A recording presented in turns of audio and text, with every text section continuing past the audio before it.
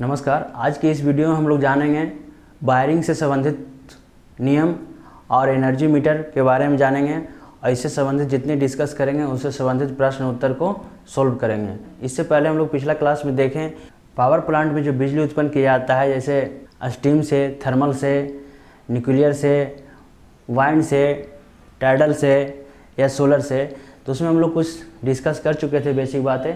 तो सबसे पहले हम लोग देखे थे कि पावर प्लांट जहाँ बिजली को उत्पन्न किया जाता है, बनाया जाता है, उसे हम यहाँ दिखा रहे हैं ए से। ठीक है, यहाँ पावर प्लांट है, मान लीजिए पावर प्लांट है जहाँ बिजली उत्पन्न किया जाता है, जिसे स्टीम के द्वारा अल्टरनेटर को मूव कराया जाता है, यानी प्राइम मूवर के द्वारा अल्टरनेटर को मूव कराया जाता है। और जहाँ अल्टरनेटर बिजली उत्पन्न करता है वो जा कर के भेज देता है स्टेप अप ट्रांसफार्मर में।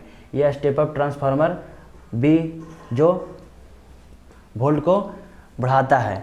उसके बाद ट्रांसमिशन करते हैं हम लोग लैटिस टावर के माध्यम से। लैटिस टावर के माध्यम से ट्रांसमिशन करते हैं। इसे ट्रांसमिशन के बारे में जाने थे। कंज्यूमर वायर के द्वारा यहाँ पे एक वायर से दूसरे वायर को कनेक्शन किया जाता है जिससे टावर में टच ना हो।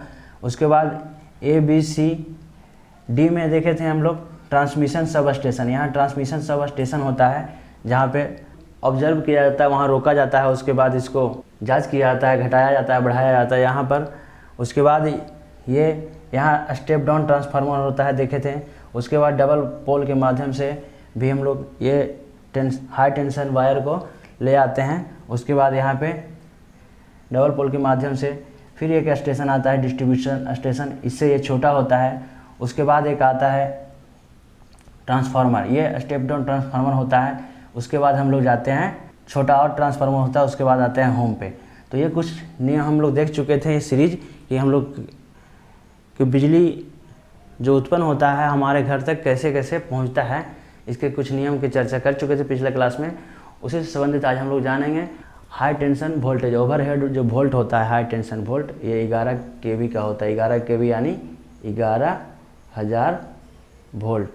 11,000 वोल्ट, 11 kV यानी 11,000 वोल्ट जो हाई टेंशन होता है, उससे हम लोग, ये सर्किट ब्रेकर है, सीबी है, सर्किट ब्रेकर है, जिसको ऑपरेटर ऑपरेट करता है। यहाँ जब बिजली लेना है या इसमें कोई वायर काम करना है तो यहाँ सर्किट ब्रेकर को हटा देंगे तो लाइन पूरी रुक जाएगी, वहाँ कट जाएगी, हट जाएगी। तो इसमें ट्रांसफार्मर जो है, ये ट्रांसफार्मर है। इसमें ट्रांसफार्मर को आप दिखाए हैं कि ये ट्रांसफार्मर जो होता है डेल्टा ट्रांसफार्मर कह सकते हैं। ये डेल्टा स्टार ट्रांसफार्मर इसे कह सकते हैं। ये स्टेप डाउन ट्रांसफार्मर होता है जिससे हम लोग घर में बिजली लेते हैं, प्रयोग करते हैं, वो स्टेप डाउन ट्रांसफार्मर होता है। इसे डिस्ट्रीब्यूटर ट्रांसफार्मर कह सकते हैं, डिस्ट्रीब्यूशन ट्रांसफार्मर कहते हैं। ये 3 फेज ट्रांसफार्मर होता है और ये डोमेस्टिक ट्रांसफार्मर भी इसे कहा जाता है। तो 3 फेज ट्रांसफार्मर या domestic transformer, distributor transformer, step down transformer, step delta star transformer, जब यहाँ बिजली पहुँच जाती है इसके माध्यम से यहाँ, तब जाकर के हम लोग ये प्रयोग करते हैं। तो इसमें देखिए जो ये दिख रहा है आपको क्वेश्चन में, हम लोग पिछले ट्रांसफार्मर का क्लास किए हैं, उसमें हम लोग देखे हैं कि ये टर्मिनल बुशिंग होता है। ये टर्मिनल बुशिंग होता है जो हाई टेंशन वोल्टेज को लेता है।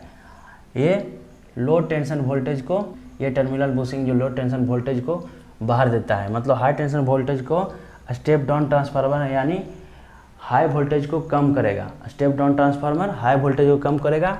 हम लोग देखे थे कि प्राइमरी साइड जिसमें सप्लाई लिया जाता है वो प्राइमरी साइड होता है। ये एसी सप्लाई आ रहा है, हमेशा एसी सप्लाई ही आ रहा है। तो ये प्राइमरी साइड है ट्रांसफार्मर का, ये सेकेंडरी साइड है। जिधर हम लोग प्रयोग करेंगे, लोड ले रहे हैं, इनपुट है, वो सेकेंडरी साइड है। जिधर सप्लाई आ रहा है वो प्राइमरी साइड है। तो हम लोग इसको अच्छा से पढ़ चुके थे। इसमें देखिए लो टेंशन में फेज होता है, फेज और न्यूट्रल। 3 फेज है, 1 2 3 और एक न्यूट्रल। 3 फेज और एक न्यूट्रल। सिंगल फेज लेते हैं, देखिए सिंगल फेज, न्यूट्रल और एक फेज। एक न्यूट्रल एक फेज को सिंगल फेज कहेंगे। एक न्यूट्रल एक फेज लेते हैं जो हम लोग अपना घर में लेते हैं, वो सिंगल फेज लेते हैं। एक न्यूट्रल ये 220 वोल्ट से 230 वोल्ट के बीच होता है, सिंगल फेज और न्यूट्रल, यानी सिंगल फेज के जो वोल्टेज होता है वो। अभी हम लोग इलेक्ट्रिक एनर्जी मीटर के बारे में पढ़ेंगे। तो ये हाउस वायरिंग में आ गए हैं। इंडस्ट्रियल वायरिंग में थ्री फेज और न्यूट्रल लेते हैं, 1 2 3 और ये न्यूट्रल, तीन फेज और एक न्यूट्रल लिए तो जाकर के यहाँ 3 फेज आया एनर्जी मीटर है। तो ये यहाँ 440 वोल्ट होता है। ये इंडस्ट्रियल एरिया में ये 3 फेज का वायरिंग किया जाता है और ग्रामीण इलाका में सिंगल फेज का वायरिंग किया जाता है।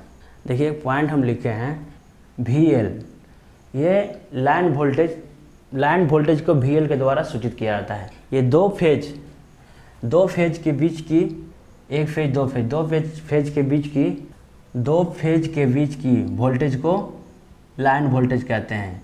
ये दो फेज के बीच की वोल्टेज को लाइन वोल्टेज कहा जाता है। ये पॉइंट याद रखेंगे। लाइन वोल्टेज किसे कहा जाता है? तो दो फेज के बीच के वोल्टेज को लाइन वोल्टेज कहा जाता है।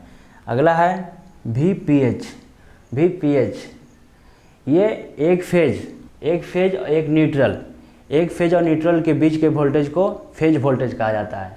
ये जो है एक फेज है एक न्यूट्रल है, तो ये न्यूट्रल, एक फेज और एक न्यूट्रल के बीच के वोल्टेज को फेज वोल्टेज कहा जाता है। फेज वोल्टेज इसे VPH के द्वारा सूचित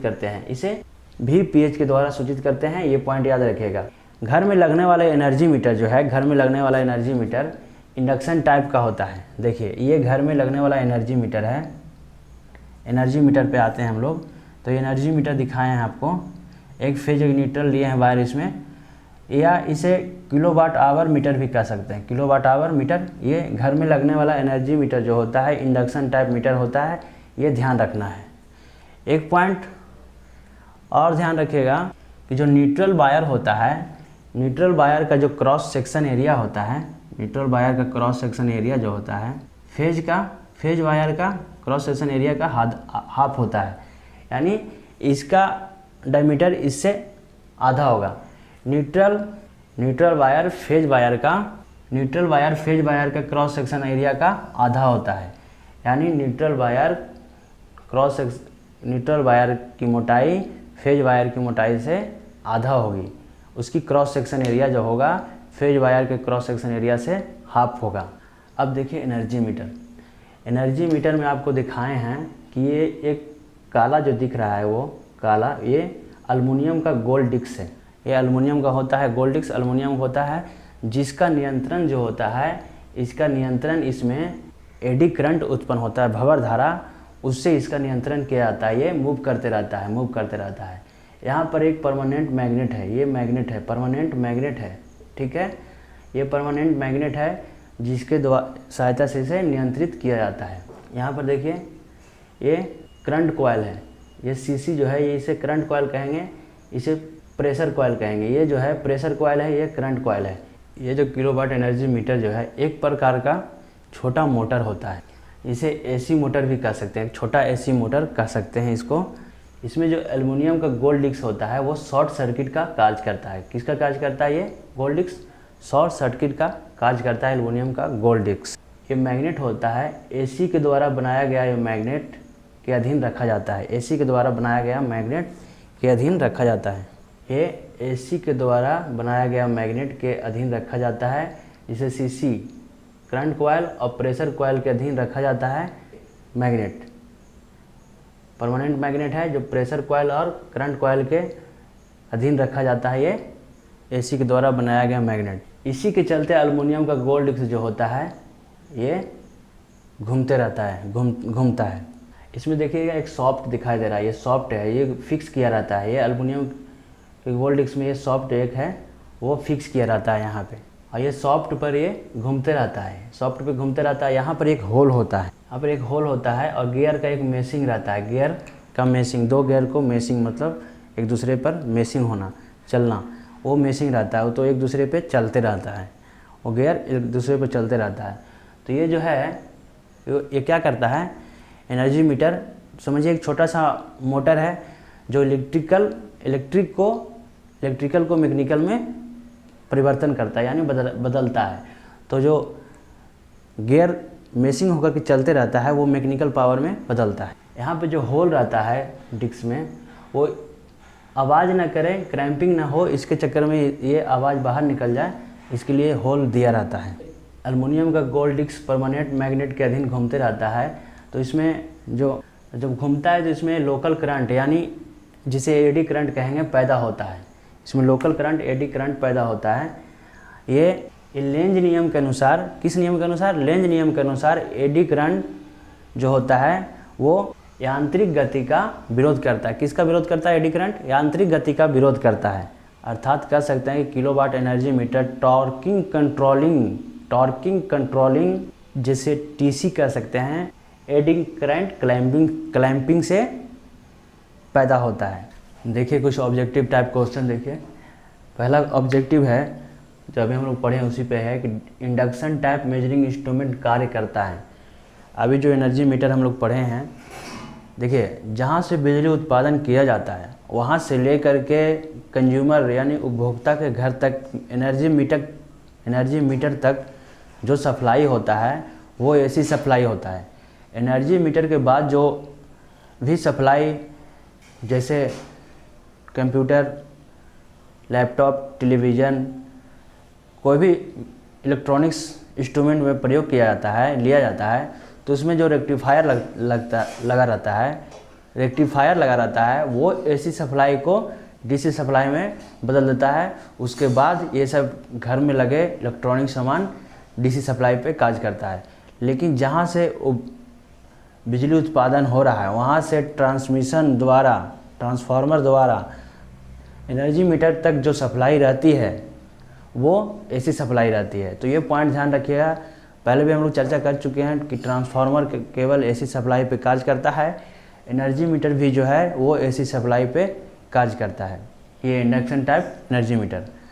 तो क्वेश्चन वही पूछ रहा है कि इंडक्शन टाइप मेजरिंग इंस्ट्रूमेंट कार्य करता है, तो इसका तो आंसर हो जाएगा किलोवाट आवर पे ये कार्य करता है। किलोवाट आवर वोल्टेज को वोल्ट मीटर मापता है, करंट को अमीटर मापता है और पावर को वाट मीटर मापता है। ये सब जान चुके हैं, हम लोग चर्चा कर चुके हैं पिछले क्लास में।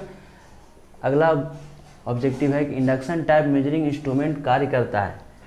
इंडक्शन टाइप मेजरिंग इंस्ट्रूमेंट कार्य करता है एसी पे, डीसी पे, दोनों या नन। तो इंडक्शन टाइप मेजरिंग इंस्ट्रूमेंट जो कार्य करता है वो एसी पे कार्य करता है। इसका आंसर ये होगा। नेक्स्ट है किलोवाट आवर मेजरिंग इंस्ट्रूमेंट है।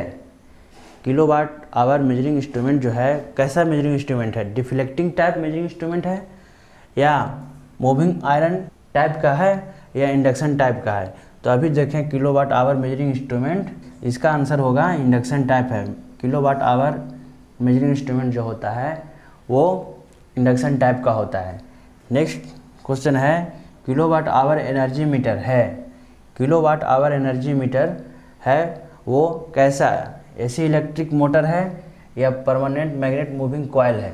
तो इसका आंसर हो जाएगा किलोवाट आवर एनर्जी मीटर जो है ये एसी इलेक्ट्रिक मोटर का चर्चा किए थे हम लोग, इस ऐसा भी है और परमानेंट मैग्नेट मूविंग कॉइल, यानी इसका आंसर होगा दोनों है।